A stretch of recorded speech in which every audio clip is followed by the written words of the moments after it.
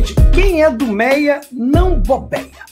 Música Garota do Meia, do Gabriel Moura, né? Eu me lembro que essa música eu estava dirigindo a Rádio Roquete Pinto e chegou lá pra gente autorizar, e eu adorei na hora, eu falei, toca o máximo que puder. Porque ela diz o seguinte, ela pega no Meia o 456, ela pula a roleta para ir à praia e chega ao arpoador. Ou seja, algumas características, né? Quem, quando garoto, eu peguei muito, eu não era de Bom Sucesso, o Santo também era da minha região.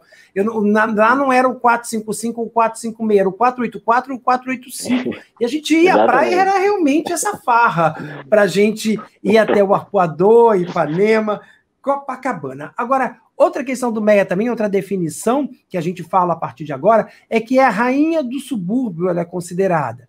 E também, outra frase cunhada para o Meia é que é a Paris do nosso subúrbio. Quem cunhou essa frase foi nada mais, nada menos do que Fernanda Montenegro. Eu estou aqui com a Priscila Monteiro, historiadora, né, e guia aqui da Paz, Sandro Gomes, especialista em Santos, também mestre em língua portuguesa e também pesquisador de histórias. Nós vamos falar sobre as curiosidades, a história e a atualidade do bairro do Meia. Lembrando, né, que o Meia, ele é da Zona Norte, e o curioso, Sandro, é que ele tem algumas curiosidades, né? Que a data de aniversário do Meia é 13 de maio, porque foi da inauguração da estação ferroviária em 1889. Mas, curiosamente, também é a data da Lei Áurea, que tem uma relação, porque ali foi habitado, ali a freguesia, os quilombos fugidos na Serra dos Pretos Forros, que fica ali ao lado, em Água Santa, que é uma área do Grande Meia, e também, 13 de maio, é o dia de Nossa Senhora de Fátima, e o Meia também abrigou muitos descendentes de portugueses e imigrantes também. Ou seja, o 13 de maio tem toda uma ligação com o bairro, né? Tem toda uma ligação, é verdade. No caso, aí foi um ano depois da abolição da escravatura, né, em 1889, mas tinha ainda toda a efervescência, até porque, como você falou, tinha quilombo ali, né? E existia ainda uma questão desse pessoal livre, né, recém-liberto, buscando colocação naquela época. Era uma temática muito importante ali, a questão do pós-abolição, né, naquela região ali. E exatamente num bairro crescendo, né, num bairro que já tem uma vocação inicial de ser assim dentro do chamado subúrbio, né, uma linha de frente, né, ele já tem o desenvolvimento, já tem a linha de bonde inicialmente, e de forma que ele é um lugar de aglomeração de pessoas, onde ideias são debatidas, discutidas, e a abolição teve o processo abolicionista teve entre as pessoas intelectuais ali alguma relevância, alguma participação, de forma que não é assim muito coincidência essa inauguração ser exatamente nessa data, né? Nessa Inclusive, data, e também, sim. Inclusive, Sandro, tem uma rua que homenageia Castro Alves, que é considerado o poeta dos escravos, que fica ali entre Lucídio Lago e a Rua Getúlio, no Meia, né? Exatamente, poeta condoreiro, né, que fez parte da sua obra, né, lutando pela abolição e tentando mostrar o lado positivo da presença africana na cultura brasileira. Agora, Priscila, começou como uma fazenda de cana-de-açúcar, como vários bairros do subúrbio do Rio de Janeiro. Como é que foi esse iníciozinho? Como também era uma fazenda que pertencia aos jesuítas. Ou seja, os portugueses tinham lá os seus motivos, né? Os jesuítas dominavam o mundo português, né? O Marquês de Pombal sabia exatamente o que estava fazendo, porque essas terras podem ser exploradas realmente pelo governo. E o governo vai abrir licitações, né, para leilões desses espaços, e essas terras vão ser leiloadas. Mas quando os jesuítas são expulsos, ela vai ser dividida em 3, que é o que a gente chama de Engenho Novo, Caxambira e São Cristóvão. Então, olha como tudo isso está ligado, né, nessa questão toda. E o que a gente chama de Grande Meia, hoje, a gente pega todos esses bairros, ao todo são 19 bairros do que a gente chama de Grande Meia, como São Francisco Xavier, Sampaio, né, cortando aí também pela Avenida 24 de Maio, que é uma das maiores da cidade, inclusive, que corta vários bairros. Agora, depois desse período, ela foi dada a Augusto Duque Estrada Meia. Essa pronúncia do Meia era com Y, né? E depois... Maier, exatamente, falava-se Maier, né? Mas pois Meia com Y, né? As pessoas não estão não pronunciavam Maier, pronunciavam Meyer. E aí, com o tempo, houve a literação, tiraram o Y e substituíram pelo I, e o bairro acabou se chamando como Meyer e não como Bayer, que é o proprietário da região. Certamente. A fazenda chega até ele, né, por uma doação. A fazenda antes vai passar por outras mãos, ela passou pela mão de Dona Dulce, Maria Dulce, que se casa com o Duque Estrada, por isso que durante um tempo foi conhecido como a Fazenda dos Duques, né? Campo dos Duques também. E quando o Meyer era vivo, Augusto Meyer, ele se torna camarista do imperador Dom Pedro II. O que é camarista, hein? Desculpa a minha ignorância. Inclusive é o nome de uma rua lá, Camarista Meyer, né? Que é a rua que dá exatamente onde era a fazenda dele, né? Ele recebe parte das terras. E que foi instalado um clube, depois de piso. Mas o que é camarista? Que função é essa, Priscila? Não, ele é como se fosse um camareiro da intimidade da família real. Ele vai acompanhando essa família real, essa família imperial, no paço, no Senado. Então, ele é um desses acompanhantes. Ele é um membro da corte, ele é um fidalgo, mas ele tem essas funções. Ou seja, a corte era muito boa, né? Porque dava um bairro inteiro aos seus funcionários, né? Muitas terras. Mas é porque ele era muito eficiente no que ele fazia, né? Ele era muito bom. Todo mundo conhecia, o respeitava bastante. Então, inclusive, ter uma rua Camarista Meyer, você ter aí uma comunidade que se chama Camarista Meyer, tem a ver com esse primeiro proprietário. E que é um complexo de comunidades que tem lá, né? No bairro até hoje, né? Que fica ali próximo ao Lins, né? A subida, né? Isso aí. Várias ruas do bairro têm a ver com os parentes do Meyer. Sim, então... isso na época foi um acordo para doação para urbanização, Priscila, ou foi uma homenagem natural? Porque você tem vários bairros, Joaquim Meyer, tem vários Meyers lá, né? Na verdade, ele que faz o arruamento do bairro, o que era um pedaço de uma fazenda, uma grande chácara, ele vai fazer as divisões dos quarteirões, e quando essas ruas vão surgindo, aí ele vai colocando o nome ou das irmãs e dos irmãos, ou então dos filhos. Então, é Carolina de Brito, que, né, se tornou Brito por casamento, mas era Carolina Meyer, a filha dele. Então, vários nomes que a gente tem ali no Meyer têm a ver ou com a própria família do Meyer, né, que virou Meyer, ou então de moradores ilustres, como é o caso da Dias da Cruz, como é o caso do João Nogueira, né, no Imperator. Então, do Caluto Cearense, que também foi um grande parceiro da Chiquinha Gonzaga. Então, esses nomes das ruas do Meyer ou tem a ver com essa divisão que ele faz lá no início, quando ele se torna proprietário, ou são homenagens póstumas a moradores da região. Entendi. Sandro, quando é que mudou no português que você foi substituindo o Y pelo I para virar o Meyer atual? E tem acento ou não tem acento Meyer, Sandro? Tem gente que escreve dos dois jeitos. No alemão não teria acento. No momento em que aportuguesou, né, passa a ter a necessidade do acento. Não tem o acento. Tem que colocar o acento. Foi como a Priscila disse, a portuguesou, perdeu o Y, né? Perdeu a sonoridade alemã, que seria Meyer, né? E ficou sendo Meyer mesmo, e aí precisa do acento para poder fazer a ortografia correta, né, na pronúncia. Isso então, certo, Meyer tem que ter o acento, né? Hoje, na língua portuguesa, aportuguesado, como o nome do bairro, é errado se não tiver o acento. Até porque está registrado com acento, né? Mesmo que tivesse perdido por alguma reforma ortográfica, está registrado com acento. Né? E é o nome próprio, né? De certa forma, né? Então tem uma liberdade maior, né? Exatamente. A linha férrea também teve grande importância. Em 1889 não havia estação, apenas uma parada em frente à Chácara dos Bastos. E essa parada era conhecida como perna de pau porque o canceleiro tinha uma perna só. Então, histórias curiosas, né? Agora, a explosão demográfica veio a partir da década de 50, inclusive com a implantação do Imperato, que nós vamos falar daqui a pouquinho. Eu tenho um vídeo do bairro, como é que está o vídeo, o bairro atual, as imagens, a nossa produção preparou para a gente. Vamos acompanhar?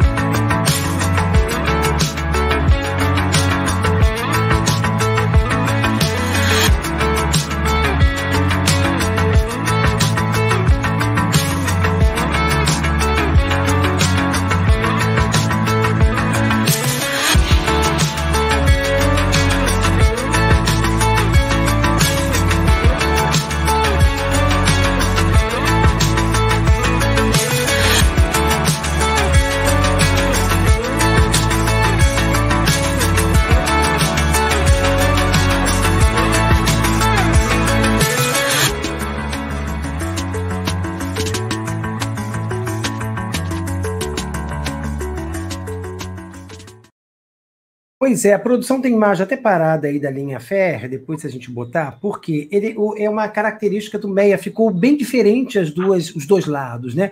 A parte mais voltada para Todos os Santos é a parte que tem mais comércio, a Dias da Cruz, os condomínios, e a de Caxambi, né, é mais residencial, e também do poder público, da instalação do poder público, né?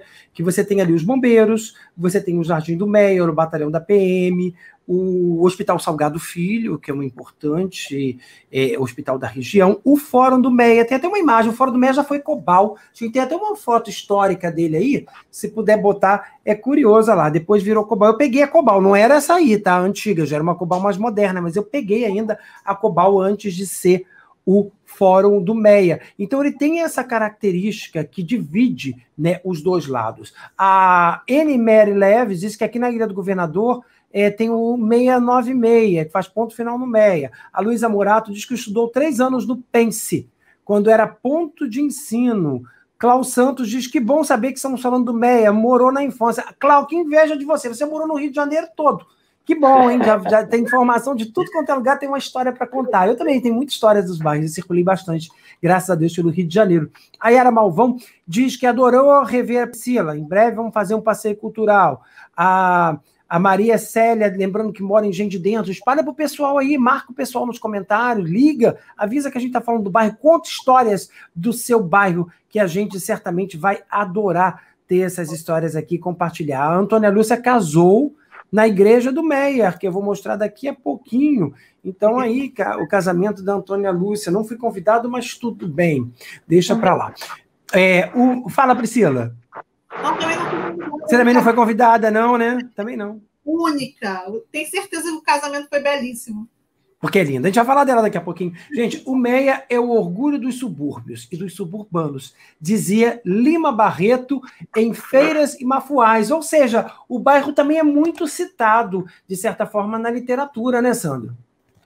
Exatamente. Eu acho que o maior divulgador na literatura é o próprio Lima Barreto, né? Que era um morador de Todos os Santos, né?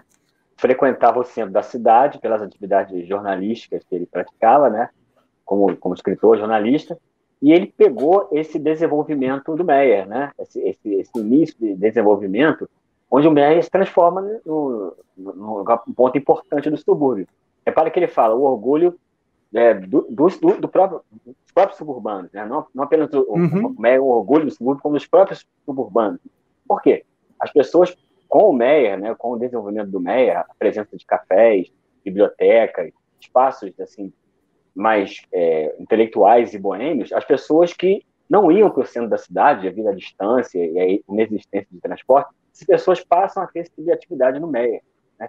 Então, assim, quem fica nos bairros no entorno do Meia, do Grande Meia, ele tem o Meia como referência, ele Sim. representa uma elevação cultural, uma oportunidade de elevação cultural, de aquisição cultural para as pessoas que moram ali, né? Inclusive, Sandro, tinha um bar, o Sul-Americano, que ficava na Arquias Cordeiro, que era frequentado por Lima Barreto, Coelho Cavalcante e vários intelectuais da época. De Almeida, né? Também, vários que era Dama do Encantado, que é um bairro do lado, né, Aracide de Almeida, né? Sim, é bem conhecido, um ponto de boemia e discussão de ideias, né? E o Meia, no chamado subúrbio, é praticamente o primeiro lugar onde isso passa a acontecer, tem desenvolvimento e inovação para permitir que esse tipo de evento aconteça. A Maria Célia... Aí o Lima Barreto acaba sendo... Você está com um delayzinho, Sandro, pode completar, por favor. Desculpa eu te interromper, porque você está chegando um pouquinho com atraso para mim, mas pode completar, por gentileza. Sim, aí o Lima Barreto acaba sendo esse grande divulgador do Meia, e um divulgador do subúrbio, de modo geral, né? Quem acompanha a obra do Lima Barreto vê que ele é um escritor que tem um conflito muito grande com as elites da época, intelectuais da época, porque ele vive exatamente o momento de modificação do centro da cidade, né? Todas aquelas obras da modificação urbana coordenadas pelo prefeito Pereira Passos, o Lima Barreto acompanha aquilo, é um crítico, justamente porque ele acha que aquilo tudo é feito sem respeito pela história dos lugares, né? Então ele é uma pessoa que reconhece que isso deve estar preservado, não deve ser simplesmente atropelado pelo desenvolvimento material, como era a mentalidade da época. Você tem vários textos do Lima Barreto onde ele tem essa preocupação de resgatar a memória dos lugares que estão sendo destruídos. E aí ele cita muitos lugares no subúrbio não só o Meia cita Inhaúma, que é um lugar onde ele morou, né? Cita, faz a pesquisa dos povos indígenas que viveram nesses lugares. Então tem uma preocupação muito grande com a preservação da memória. Isso num tempo em que não era falado, ele era até um pouco ridicularizado por isso. Quando ele fala num tema que hoje é altamente valorizado, a gente estava aqui falando da preservação ambiental, né? Lima Barreto, já no início do século XX, militava nessa área. Olha só, gente, tem muita gente falando aí, lembrando dos cinemas do Meia, e também, até usar a expressão, é que está correndo, tem tanta gente participando que eu não estou conseguindo pegar o nome de todo mundo, dizendo que a Dias da Cruz virou um cemitério das lojas. A gente vai entrar nesse assunto econômico também daqui a pouquinho, da influência que ele sofreu, tá? E vamos falar dos cinemas também. Eu queria pedir ao pessoal da produção que fosse botando algumas imagens da linha férrea, tem algumas históricas interessantes que a gente pegou, né, no Arquivo Nacional. Vocês podem ir colocando enquanto a gente vai falando, que eu tenho que correr um pouquinho aqui com a live, que a gente está meio que em cima da área. Lembrando que, em cima da hora, lembrando que os primeiros bondes dos suburbanos eram chamados de caixinhas de fósforo puxados a burro, que fazia a ligação ferrocarril, né, que iniciava ali na Lucídio Lago. Tem também no Arraial do Caxambi, que quer dizer Mata Verde, em Tupi, formou-se ali um grande acampamento de ciganos em 1936. Aqui, Priscila, eu até achei um termo aqui, chamava-se cláusula 7, foi do termo de doação ali do Meia, que determinava que na época tinha que ter mesmo nome, tá? Era Carolina Meia, Frederico Meia, Joaquim Meia, fez parte, sim, eles até documentaram, não foi só o desejo, não. Vamos falar sobre o Jardim do Meia? A gente tem imagem dele aí, ele começou a ser urbanizado em 1916, onde ficava a antiga chácara ali. Tem 13 mil metros quadrados, e nele, você sabe qual é aquela expressão bagunçar o coreto? Coreto? Pois é, tem um coreto, pode botar as imagens aí, gente, do Jardim do Meia e do coreto. É o coreto mais antigo da cidade, que foi feito em madeira, tá? Em 1914. E ele tá lá no Jardim do Meia, que a gente tem imagem também, a gente vai mostrar. Ou seja, é um ponto, é o coração do bairro, né, Priscila? É sim, inclusive foi cantado por João Nogueira em várias músicas, né? Que o Meia tem seu próprio jardim. Essa chácara pertencia ao Arquias Cordeiro, que era um médico, e que vai ceder aí para esse processo de urbanização a sua chácara. E, inclusive, esse coreto é tombado pelo Patrimônio Histórico Nacional, pela sua relevância, né? Ele foi construído na época do prefeito Souza Guiar, que dava continuidade às obras do prefeito Pereira Passos nesse afrancesamento do Rio. Então, o coreto acaba sendo... Era um local de ponto de encontro nos bairros, quase todo bairro... Qual era o nome mesmo, Priscila? Me faltou aqui o nome do quem pertencia à chácara, que doou. Arquias Cordeiro, que é uma das ruas... Que é nome de rua, né? É nome de rua no Meia também. É super importante, e ele cede ali a chácara dele para fazer esse processo de urbanização. E curiosamente, do lado do jardim que ele cedeu, virou o Hospital Salgado Filho, né? Que é o hospital principal da região, né? Inclusive, o MEC foi o primeiro lugar a ter um bonde de ambulância, para poder fazer melhor atendimento e levar as pessoas para esse hospital. Então, é bem interessante. Muito interessante. Muito legal. As ruas contam a sua história, né? Porque você vai andando, você vai entendendo o desenvolvimento do bairro, né? E desse grande Meia também, e vai tendo as ruas como um grande exemplo. A família Barbosa, que dominou também o Meia, já virou até página no Facebook dos moradores, por curiosidade. Tem a Ruana Barbosa, tem vários. A Isabel Cristina está lembrando do cinema Arte Meia. Vou falar do cinema daqui a pouco. Priscila, Luiz Cláudio lembrando do Milô Fernandes, foi uma das grandes personalidades que morou lá, né? Milô, que é irmão do Hélio Fernandes, que está vivo, gente, 100 e poucos anos e lúcido. Escrevendo, que até aconselho você acompanhar o Facebook do Hélio Fernandes aí. Os colégios também foram muito emblemáticos do Meia, tá? Eu vou pedir a repórter Luísa Morato, que nos acompanhasse e fizesse um levantamento de alguns colégios emblemáticos do Meia. O Meia era um bairro famoso por conter vários campi de universidades, diversas escolas particulares, estaduais e municipais. Não há quem não tenha ouvido falar do Colégio Imaculado Coração de Maria, por exemplo. Ele foi fundado em 1920 pelas Irmãs Missionárias Servas do Espírito Santo, na antiga Rua Imperial, hoje chamada de Aristides Caire.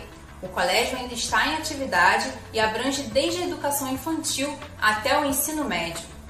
Outra instituição histórica é a Escola Enes de Souza, onde estudou Milor Fernandes, entre 1931 e 1935. Lá foi aluno da professora Isabel Mendes, a quem dizia dever tudo o que sabia. O antigo educandário hoje é a Escola Municipal Isabel Mendes, que fica na rua Joaquim Meyer. Outros destaques são o Colégio Metropolitano, fundado em 32 na rua Dias da Cruz, onde hoje fica o Shopping do Meyer. Atualmente, o colégio possui 3 unidades no bairro.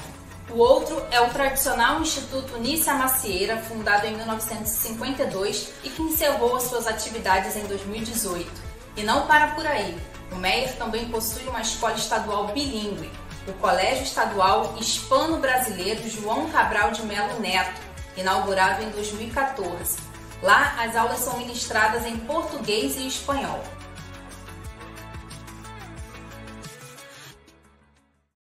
Eu lembro que a gente tem também a Escola Técnica Resende Remel, que é quase no Lins, é importantíssima. Aí, atenção, Leno, acho que eu tenho imagem aí. Eu tenho o Colégio L. Alonso, que tinha faculdade, agora tem o colégio ainda presente, o Visconde de Cairu, que também é um dos colégios públicos mais importantes do Rio de Janeiro lá. Eu estudei nesse colégio, tá? Não é importante para eu ter estudado, não. E nele tinha o teatro onde começou o Jorge Fernandes. Jorge Fernando, que é um dos maiores, tem imagem de Jorge Fernando aí, é um dos maiores diretores. Ele começou com o Aldo, que era o professor de teatro, no teatro que tem dentro do Colégio Visconde de Cairu. Tem imagem dele aí, Lennon, dá uma procuradinha e pode soltar. Ele, infelizmente, nos deixou cedo, morreu, foi ano passado, né? Tem uma imagem de Jorge Fernando lindíssima aí, acha aí, depois pode botar. Agora, lembrando, falando da educação do Meia, o que eu falo da educação do Meia? O que acontece? O Meia também tinha uma forte influência, justamente, nada mais, nada menos, do que da Gama Filho. Eu vou falar aqui sobre a Gama Filho, eu estou até aqui na minha ficha, que a Gama Filho não era no Meia, mas ele tinha uma grande importância. Tem imagem da Gama Filho, gente, o pessoal da Gama Filho, vocês podem botar de como é que ela está hoje, a Gama Filho. Né? Foi feito pelo ex-aluno e fotógrafo Wagner Souza. Foi a maior faculdade de medicina do país, 1939, foi do Colégio Piedade, que foi comprado pelo ministro Luiz Gama Filho. E depois, em 1951, foi criada a faculdade. Na década de 80, para você ter ideia de como ela era importante, ela tinha 30 mil alunos. Em 2011, anunciou um investimento de 17 milhões de reais no esporte, ou seja, ela era muito importante na área esportiva e da medicina no Brasil. Porém, foi descredenciada pelo MEC em janeiro de 2014. E são essas imagens que a gente tem aí. Olha, a gente tem as imagens aí, Lennon. Você consegue soltar para a gente localizar de como é que está, ou seja, teve um impacto. Tá? Quando tiver, pode botar. Teve uma... Ele está falando comigo aqui no ponto, não estou louco, não. Que teve uma importância econômica muito grande para o MEA. Ou seja, o fim da faculdade, junto com outros aspectos, resultou justamente no que algumas pessoas estavam falando ali, alguns problemas econômicos que o Meyer enfrentou. Tá? Por exemplo, hoje, para você ter ideia, o Meia é o 17º bairro carioca com maior IDH, Índice de Desenvolvimento Humano. É o 4º bairro mais valorizado da Zona Norte. Atrás somente Jardim Guanabara, que fica na Ilha do Governador, é um subbairro, Maracanã e Grajaú. Ele tem ali, até a década de 90, e o Meia só perdia para Copacabana e Madureira no comércio, com o maior comércio. E você, ali no Meia, ele sofreu muito o impacto da construção do Norte Shopping, né, em Caxambi, que é vizinho. Teve um impacto econômico muito grande aí, nossos espectadores estavam acompanhando, falando de várias lojas fecharam, isso é real, ele está retomando agora, e depois do Nova América. Então, a gente teve, por exemplo, fora disso, a mudança econômica no país também teve um reflexo muito grande no Meia. Ali, por exemplo, o Meia tinha espaços ali que chamam muita atenção. Por exemplo, que tem muita saudade, por exemplo, que mudaram junto com a economia. Por exemplo, ele tinha a loja da Mesbla, que deixa grande saudade. A Sloper, as sendas do Jardim do Meyer, que a Antônia Lúcia citou. Enfim, são pontos que deixam saudade. Vamos às imagens da Gama Filho, como é que está hoje, que foi outro impacto econômico grande para o Meyer que a gente sofreu. A gente tem as imagens aí, pode salpicando, pois é, olha o que está agora. Que foi a maior faculdade de medicina do país e uma das maiores investidoras. Olha os troféus ainda lá, gente, jogados. Um dos maiores investidoras em esporte, né? Então, chama muita atenção. Tem mais imagens aí. né? Muita gente falando também da questão. Exatamente, foi a última. Eu tenho a imagem da loja americana, aí, se te achar, bota também, que também foi uma loja que também não tem naquele lado mais, ela era do outro lado do Meia, e que tem pessoas aí pedindo as imagens, dizendo que deixou saudade. Eu tenho também, a Luísa citou, a história do shopping do Meia. O shopping do Meia é de 1963. Ele reivindica ser o primeiro shopping do Brasil. Porém, é uma disputa lá com o Iguatemi, de São Paulo, que seria em 1966. Por quê? Porque ele não tem aquela característica de grande shopping, né? Mas eu prefiro acreditar que o Meia, que teve o primeiro shopping, foi projetado pelo arquiteto João Henrique Rocha, segundo colocado para o plano piloto de Brasília. Você vê a importância dele. Ou seja, o shopping do Meia tem essa briga, né, Priscila, com o shopping Iguatemi, mas ele foi em 63, Iguatemi foi em 66, 3 anos depois, né? Você entra nessa briga, Priscila? Olha, eu acho que ele é o primeiro shopping, sim. Na verdade, a Associação Brasileira de Shopping Centers é que diz que ele não segue o formato de shopping. Ele lembra, é uma galeria, né? Até porque não tinham grandes lojas de magazine dentro, que é uma das coisas que eles colocam como uma regra para ser um shopping. Mas eu acredito que nesse processo de uma influência americana, de concentração aí de comércio, ele está bem condizente com o que a gente está falando. Ambiente fechado, uma questão de segurança. Então, para mim, ele é o primeiro shopping do Brasil, sim. Eu também defendo aí que realmente ele, no meu caso, eu acho que ele é o primeiro shopping, sim. Também defendo essa questão do shopping. Agora, a gente falou, né, de cinema, vou falar de cinema. Agora, o primeiro cinema de lá foi o Imperato. Muita gente lembrando, mas eu vou chegar ao Imperato. Vamos falar um pouquinho dessa questão cultural? Eu vou pedir ao Richard Gunter, que fez um levantamento para a gente sobre a questão cultural do bairro. Pois não, Richard? Meia é um bairro da Zona Norte que tem muita história para contar na televisão. Um dos maiores sucessos de Janete Claire nos anos 70 foi ambientado por lá.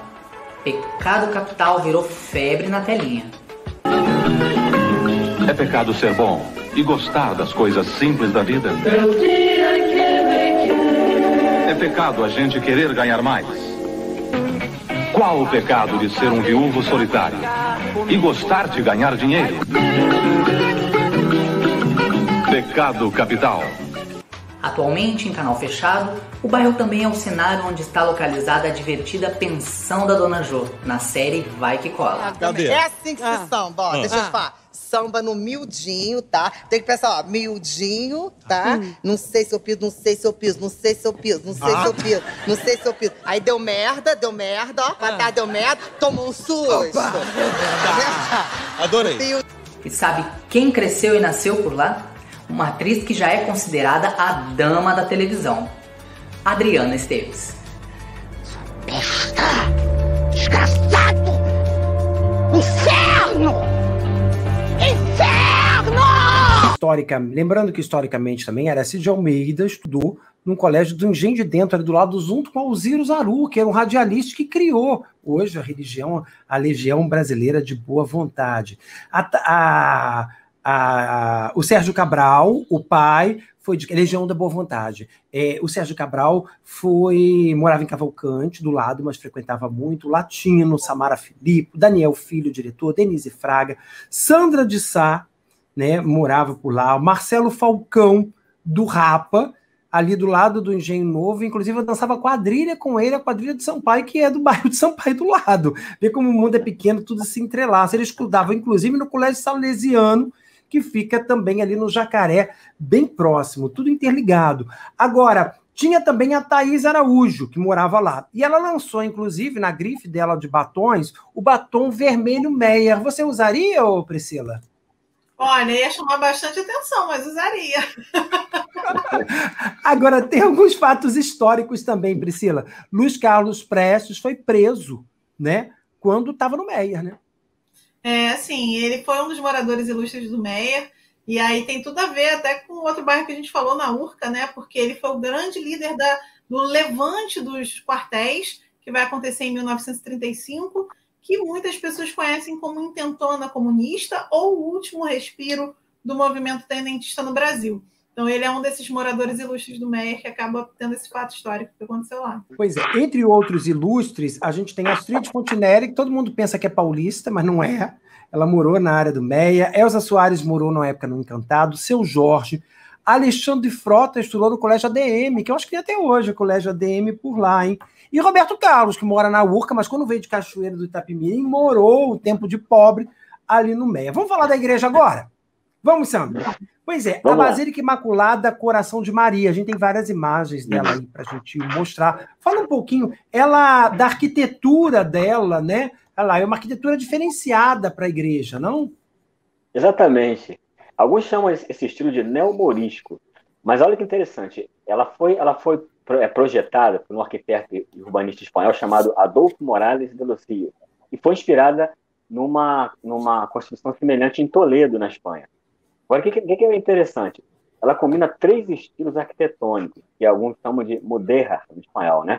Que estilos são esses? Ela combina o estilo românico, o estilo gótico e o estilo árabe, né? Então, são 3 estilos no só. Se a gente pensar historicamente o que isso representa, é muito legal, porque o que é arquitetura românica?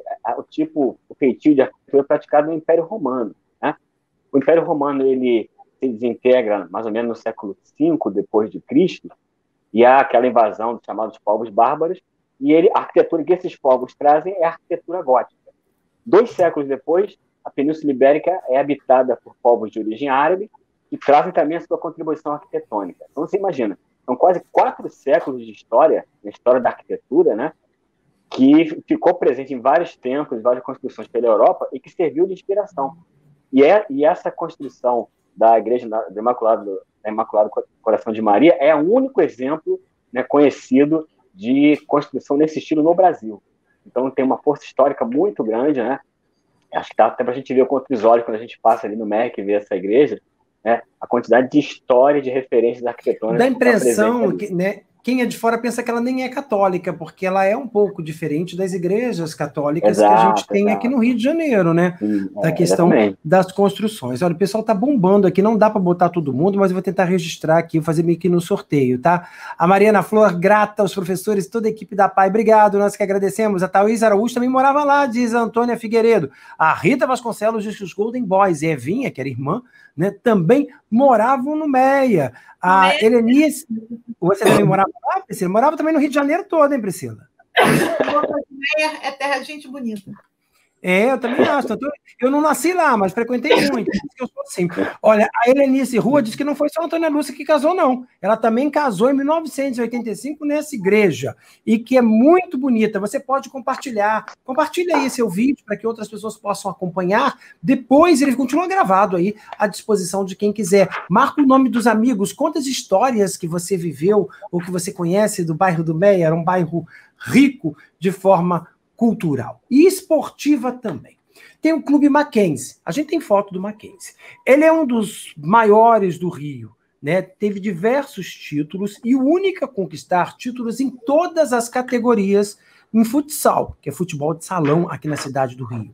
Em 1912, ele foi criado como Odeon Futebol Clube, depois evoluiu para o novo nome em homenagem ao Colégio Mackenzie, que tinha em São Paulo, né, que até hoje gerou uma faculdade, a Faculdade Mackenzie, que depois até veio no Rio de Janeiro, até tem agora aqui no Rio de Janeiro. Tinha um outro clube também, esse não existe mais nesse formato, que era o Mackenzie ainda existe, no finalzinho da Dias da Cruz, que era o Clube Campestre Pedra Negra, que é na Serra dos Forros, justamente ali naquela área do que a gente citou já dos quilombos, né? Eles praticavam hipismo na época, depois ele virou o Clube Nevada e deu origem à comunidade Ouro Preto, que é uma comunidade que existe até hoje ali no entorno. Você acompanha um pouquinho essa história dessa evolução, Priscila? Sim, sim. Esse processo se dá justamente quando os escravizados começam a ter essa liberdade, né? Por isso que a Forros são os libertos. Então, e eles vão estar formando essa região quilombola. Esse terreno, o Augusto, né, o Duque Meia, ele tinha 4 ou 5 chácaras no que hoje a gente conhece como bairro. E uma das chácaras que ele tinha era exatamente nesse local que vai ser transformado como clube de hipismo e depois o Clube Nevada. E sabe que com a questão da UPP, eles chegaram a dar uma revitalização no clube, usando a antiga piscina para aulas de natação para as crianças da comunidade. Não sei se isso ainda acontece hoje, mas tem muito a ver realmente com o desenvolvimento ali da região. Pois é, certamente. Lembrando também, né, que você que está acompanhando, a Gisele Monteiro está dizendo que vai compartilhar no Face. Não vai não, compartilha logo, não deixa para depois não, senão tu esquece. Compartilha aí, marca o nome dos amigos que a gente já tem live por aqui. O nosso último ministro da Saúde foi Nelson Tech, morou no Meia e foi atleta do Mackenzie, está dizendo a Rita Vasconcelos. Poxa, eu não sabia disso não, que bom. André, a Glória Manhães também casou na Coração de Maria, Sandro, pode falar. completando essa informação sobre o ministro anterior ao TEC, que foi o Mandetta, se formou na Gama Filho. Veio do Mato Grosso do Sul, estudar no Rio, e se formou em medicina na Gama Filho, nessa faculdade de medicina que você citou, que foi uma das mais importantes do Brasil. Que foi a Gama Filho, certamente, que deixou saudade. A Ângela Maria Pinto Martins está dizendo que o Meia é tudo de bom. E comentado por vocês fica melhor ainda. Nossa, nós que agradecemos aí a sua gentileza e o seu carinho. Ô, Ângela, a Jéssica Almeida fez percorrer alguns pontos culturais, inclusive o tão chamado Imperato, que desde o início o pessoal está pedindo para falar, eu deixei como suspense para agora. Vamos aí ao vídeo, a reportagem da Jéssica Almeida. É com você, Jéssica. Meia, um dos mais tradicionais bairros cariocas. Sabia que lá está localizada a romântica árvore em formato de coração? Ela fica na rua Fábio Luz. Fofa, né? O bairro também abriga o famoso Imperator, que atualmente é o Centro Cultural João Nogueira. Por lá já passaram inúmeros artistas nacionais e internacionais, como Stevie Wonder. Pouco tempo depois da reinauguração, em 2012, a casa proporcionou um dia histórico, com o show de Stevie Wonder e a abertura ficando por conta de Gilberto Gil. O Centro Cultural João Nogueira possui 3 salas de cinema, teatro, galeria de exposições e restaurante. Além disso, o bairro conta com o Centro Coreógrafo do Rio, fundado em 1973, que teve entre suas alunas a atriz Adriana Esteves e a jornalista e apresentadora Fátima Bernardes. O ator e diretor Jorge Fernando também foi criado no bairro. Em 2016, a prefeitura determinou a criação do Polo Gastronômico do Alto Meia. Os estabelecimentos ficam situados na rua Galdino Pimentel. Entre eles estão o Bar do Adão, Vizinhando, o Japinha Carioca e muitos outros.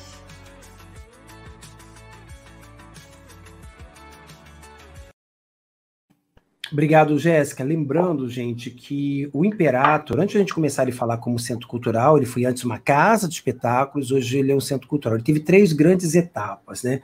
Ele começou como cinema, em 1954, que foi a maior sala de cinemas da América Latina.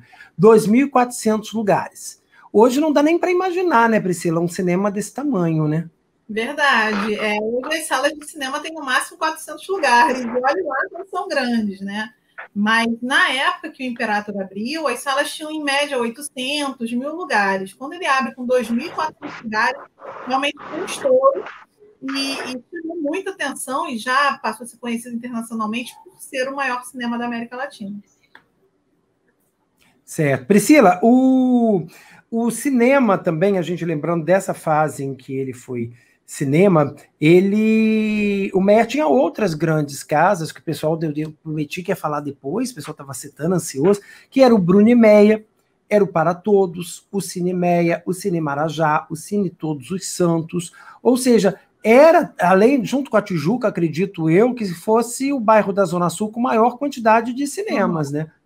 Sim, disputava com a Tijuca esse status de Cinelândia da Zona Norte, né? Da Zona Norte, eu falei Zona Sul, é verdade, Zona Norte. Por conta desses encontros, assim, de aglomerações de cinema, e aquilo, mesmo, hoje ele é uma sala de cinema ainda, né? Tem 3 salas. Sim, que voltou a ter.